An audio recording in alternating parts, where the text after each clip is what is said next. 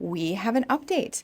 Remember the daughter who wrote in because her mom begged to watch her son part-time for daycare? She said yes, as long as her son was the only kid her mom was watching at the time, because her mom also does part-time daycare for her brother. And everything was working out great for a while until her brother's alternative daycare had to shut down temporarily and all heck broke loose. Once that happened, Jenna was like, okay, yep, we're going to keep our little guy home because he's an escape artist and we need your full attention on him or he will get outside. He's already proven that. He's went out your doggy door. So they just said, we're so happy that you're here to help our brother or my brother, and we're going to keep him home for the 2 months and then he can come back. Now you would think that the mom would be like, thank you so much for understanding. I know I spoke before I even thought about it. I said I could watch him full time and I didn't even check with you. No, she freaked out. How dare you take my grandkid away from me after all the sacrifices I made? Basically turning the child into somehow debt she owed her. Her dad also got involved, saying, your husband has to be abusing you. He has to be controlling you. There's no way any child of mine would ever do this to us. And then her mom said the line that actually sent Jenna to therapy, because she was like, oh my gosh, is my mom trying to put a curse on us? She said, one day your child will hurt you and break your heart just like you're hurting me. And Jenna's like, oh my gosh, are you kidding me? All I'm saying is I'm going to take care of our kid for 2 months and then he can come back. Like, what is this? So essentially she was writing into us saying, at this point, I don't want a second kid because it has been crazy with my parents since having children. Also, my brother had to go through a small estrangement, like a pause in their relationship because they're just so much.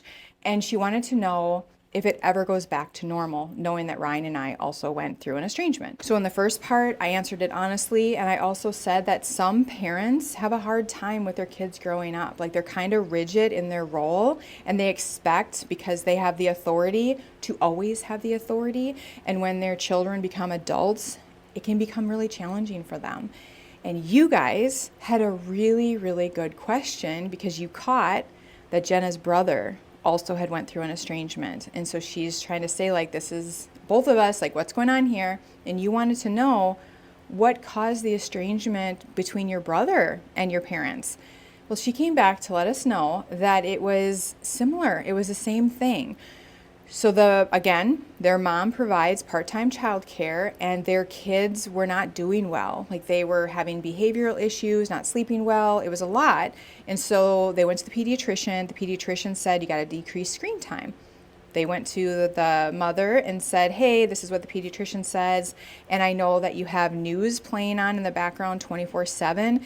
Is there any way that you could just watch that on your phone or your iPad just so that it's not always on for them? And she freaked out, like, no way, are you going to tell me what to have on in my home? So they're like, oh yeah, no problem. If you want to watch your news 24/7, you have every right to do that. We're just going to find a different place for our kids. How could you do this to me? You're taking away my grandkids after all my sacrifice. The dad piles on. It's the same thing, but also it's the same thing because they blame the daughter-in-law, not the child. So, like, no child of mine would ever do this. So you're obviously being controlled by our daughter-in-law. Exact same thing, exactly what I talked about in the first video.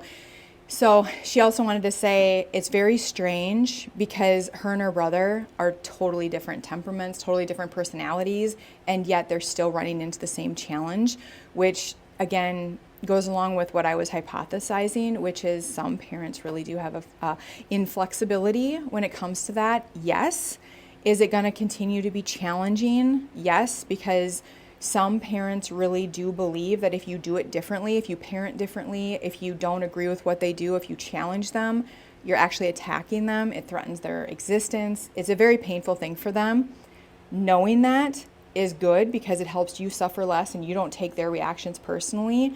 And you still set your healthy boundaries. You still set boundaries that protect your peace as a family, protect your child if he's an escape artist, protect your kids if they're getting too much screen time and their parents are not willing to listen. You still get to set your healthy boundaries.